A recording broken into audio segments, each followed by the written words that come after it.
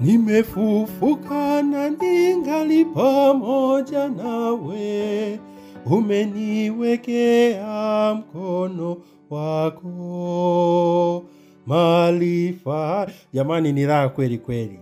Tafakari ya neno la Mungu, Dominika ya Pasaka, sherehe ya ufufuko wa Bwana wetu Yesu Kristo. Pasaka wetu amekwisha kutolewa sadaka, yaani Kristo. Basi na tuifanye karamu kwa yasiyochachika, ndiyo weupe wa moyo na kweli.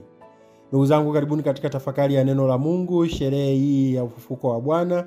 Leo nikiwaalika tuongozwe na wazo la uzima umeyashinda mauti. Tunakusanyika leo kuadhimisha ile siku takatifu sana ya ufufuko wa Bwana wetu Yesu Kristo katika mwili. Yeye ndiye yule mmoja aliyepokea mauti ili sisi sote tusije tukafa, ila yeye alikubali kufa kusudi sote tupate uzima kwa ajili ya Mungu milele. Yeye ndiye wokovu wa ulimwengu, uzima wa wanadamu na ufufuko wa wafu.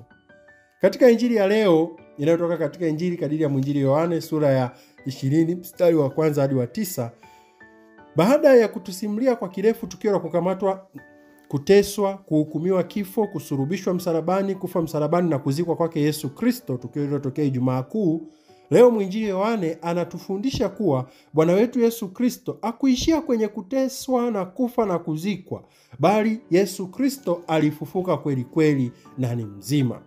Mashahidi wa tukio hilo wapo. Yupo Maria Magdalena, wanatajwa na wale wanawake wengine kadiri ya mwinjili Luka anawataja waliokwenda kaburini la alfajiri. Lakini tunao pia mtume Petro na yule mwanafunzi mwingine ambaye Bwana alimpenda.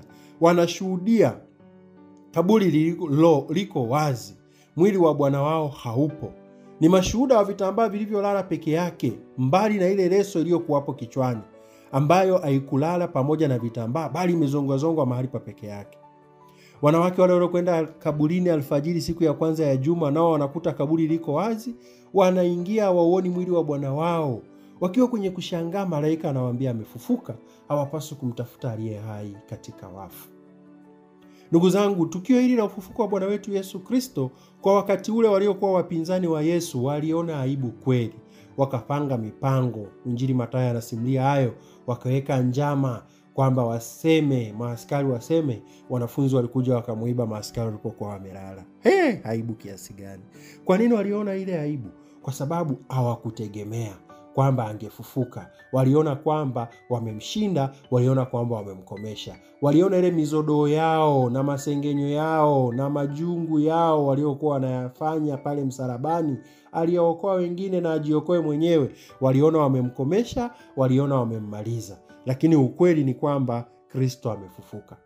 Katika simulizi la injili ya leo tunaweza tukaishia kusema pengine ni kweli walimuiba, kwa sababu tunaambiwa Magdalena ameenda, amekuta kaburi liko wazi, ameangalia hajamuona, ameenda kuambia Petro na yule mwanafunzi mwingine, wanakuja na wenyewe wanakuta kaburi liko wazi, wanaingia, wanaangalia, hawamuoni. Kwa maana hawajatambua bado, hawajalifahamu andiko ya kwamba imempasa kufufuka. Lakini msimulizi mwingine, mwinjili Luka, somo tunalolisikia katika misa ya mkesha wa Noeli, katika misa ya mkesha wa Pasaka, yani na furaha hadi ninachanganya sikukuu. Mwinjili Luka yeye anatusimulia, anasema malaika waliwatokea wale wanawake na kuambia kwamba amefufuka, wasimtafute aliye hai katika wafu.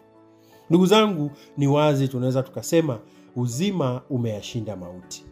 Yesu tunayejulishwa kuwa amefufuka, yeye mwenyewe ndio uzima mwenyewe. Kabla ya kufa kwake aliwataarifu mitume wake kwamba anakwenda Yerusalemu na huko atapateswa, atakufa na siku ya tatu atafufuka. Tuna masimulizi ya namna hizo nyingi katika Injili kadiri ya Mathayo, Luka na Marko. Kwa mfano Mathayo sura ya 20 mstari wa 17 hadi wa 19, Luka sura ya 18 mstari wa 31 hadi wa 33 na Marko sura ya 10 mstari wa 32 hadi wa 34. Nimetaja vifungu vichache tu. Vyote hivyo vinathibitisha kwamba Yesu amefufuka. Katika mwinjili Yohane, Bwana wetu Yesu Kristo anajitangaza wazi, sura ya 14 mstari wa 6, kwamba mimi ndimi njia, ukweli na uzima. Sasa kama Yesu ndio uzima, kwa nini afe? Na kama anakufa, anaishia kufa tu, Yesu amekufa ili kuyaua mauti na kushinda. Yeye ni mzima na uzima unazidi kutawala. Katika Injili hiyo ya Yohane sura ile ya 11 mstari wa 25, kabla anakwenda kumfufua rafiki yake Lazaro, Bwana wetu Yesu Kristo anasema, mimi ndiye ufufuo na uzima.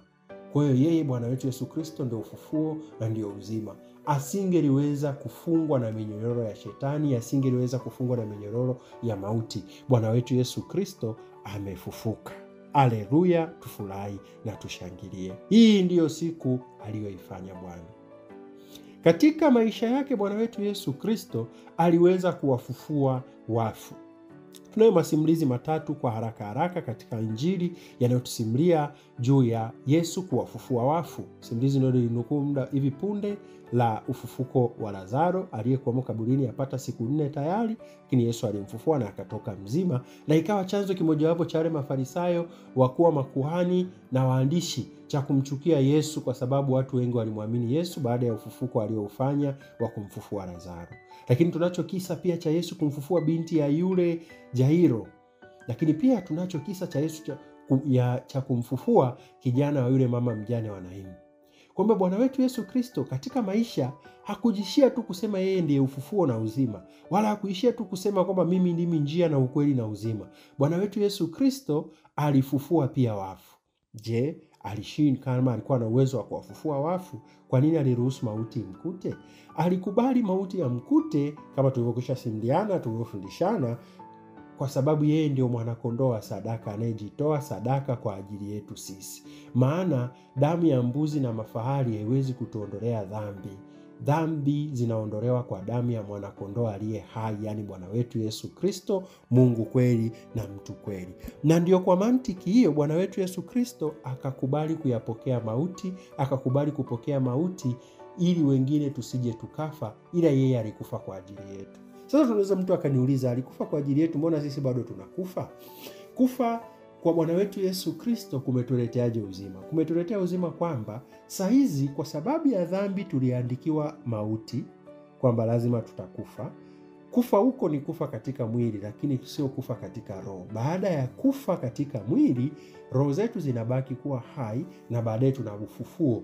Matunda ya huo ufufuo sasa ndio yameletwa na Bwana wetu Yesu Kristo. Kumbe kama Kristo alivyo njia, kama Kristo alivyo ukweli na Kristo alivyo uzima, sisi tukimfuata yeye aliye njia yetu, tunaalikwa na sisi tufe pamoja naye. Tufe kivipi? Tufe katika kutenda dhambi. Tusitende dhambi tena. Tuishi katika maisha mapya, maisha ya neema, maisha ya utukufu. Tufufuke vipi? Tuanze matendo mema. Tuishi katika matendo mema. Ndilo wazo hilo ambalo Mtume Paulo leo anatueleza katika kati ya masomo mawili yanayotolewa kama ya kuchagua katika somo la pili, nikiwa nimechagua lile waraka wa kwanza wa Mtume Paulo kwa Wakorinto. Anasema kwamba Pasaka wetu amekwisha kutolewa sadaka, yani Kristo. Basi na tuifanye karamu, si kwa chachu ya kale, wala kwa chachu ya uovu na ubaya, bali kwa yasiyochachika, ndiyo weupe wa moyo na kweli. Kwa kuwa Kristo tayari amekwisha kufa, ameifia dhambi, na sisi nasi tuwe tayari kuikataa dhambi, hata kuwa tayari kufa, ambapo mwili wetu utakapokufa, lakini roho yetu itakaa katika mikono ya Bwana, kama vile roho za wenye haki walivyo mikononi mwa Mungu. Lakini sio hivyo tu, Bwana wetu Yesu Kristo ndio ufufuo na uzima. Atatufufua na tutaendelea kuishi naye katika heri na raha ya milele mbinguni. Lakini atakapokuja kufufua wafu, lakini tuliishi katika dhambi, tunaendelea kuishi katika moto wa milele. Ni bora hata tusifufuliwe, na ni bora hata tusingezaliwa endapo kama tunaendelea kuishi katika dhambi. Bwana wetu Yesu Kristo aliye njia, tumfuate njia yetu, tuyakatae yaliyo maovu. Tusiogope kukemea dhambi, tusiogope kuishinda dhambi, tusiwaogope wale wanaotutishia kutuhukumu.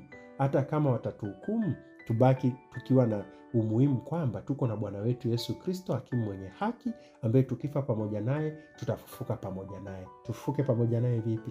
Tuishi maisha mapya. Tusirudi tena kwenye magodoro yetu ya zamani, tusirudi tena kwenye njia zetu za zamani. Yesu ndio ukweli. tuishi kwa kumwamini yeye na ahadi zake azidanganyi kamwe. Tuishi kwa kumfuasa yeye. Alisema atakufa na kufufuka kwa ajili yetu, amekufa na kufufuka kwa ajili yetu, ametuonyesha upendo mkubwa namna hiyo. Anataka na sisi tumfuate katika upendo huo. Yeye ndio uzima wetu na anatufanya na sisi tuwe uzima. Kuishi ni bora kufa kuliko kutenda dhambi.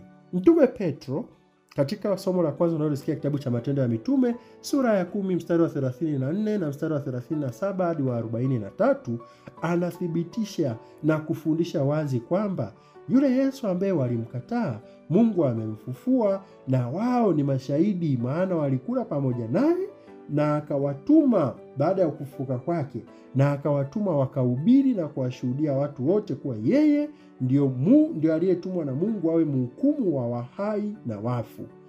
Manabii nao walishuhudia hilo. Kwa hiyo ni kweli Bwana wetu Yesu Kristo ndio Masia tuliyemngoja, ndio Masia aliyekuja kutukomboa, na ametukomboa kwa kutulipia dhambi kama mwanakondoo wa sadaka aliyechinjwa ili sisi dhambi zetu ziweze kuondolewa kwa damu yake. Tumekombolewa sio kwa fedha wala dhahabu, bali kwa damu ya mwana kondoo aliye hai. Kwa kuwa basi Kristo Pasaka wetu amekwisha kuchinjwa sadaka, sasa tuile karamu yake. Karamu ipi? Karamu ya Ekaristi Takatifu. Tuileje? Tukiwa na weupe wa moyo, tukiwa na matendo mema, tuishi hivyo. Na Yesu mwenyewe ametuahidi, anayekula mwili wangu na kunywa damu yangu anao uzima wa milele, nami nitamfufua siku ya mwisho. Ili tuweze kupata uzima wa milele, yani kuishi milele na Bwana wetu Yesu Kristo katika utukufu kati yake na Baba na Roho Mtakatifu, ni lazima tuweze kuishi katika mwenendo huu mpya. Ndugu zangu, maisha yetu yana mengi. Mara nyingi tunaanguka katika dhambi, mara nyingi tunarudi dhambini. Tumwombe Bwana wetu Yesu Kristo, mateso yake makali, kifo na ufufuko wake vituonee huruma na vitusaidie. Na kila mara tukumbuke kwamba sisi sio watoto wa kushindwa, sisi ni watoto wa ufufuko. Tutubu dhambi, tubadilike, tuishi vema kama tulivyojitahidi kufanya katika mfungo wetu wa Kwaresima. Kristo akiisha kufufuka hafi tena, wala mauti haimtawali tena. Basi hii ndiyo siku aliyoifanya Bwana, tuishangilie na kuifurahia. Aleluya, aleluya. Tumwombe Mungu alilinde kanisa, atulinde sote kwa wema wake wa daima, ili tukiisha kufanywa wapya kwa mafumbo ya Pasaka aliyofanya kwa kutukomboa na sasa tuko safi, tupate kufika katika mwangaza wa ufufuko kwa njia ya Kristo Bwana wetu. Amina. Tumsifu Yesu Kristo.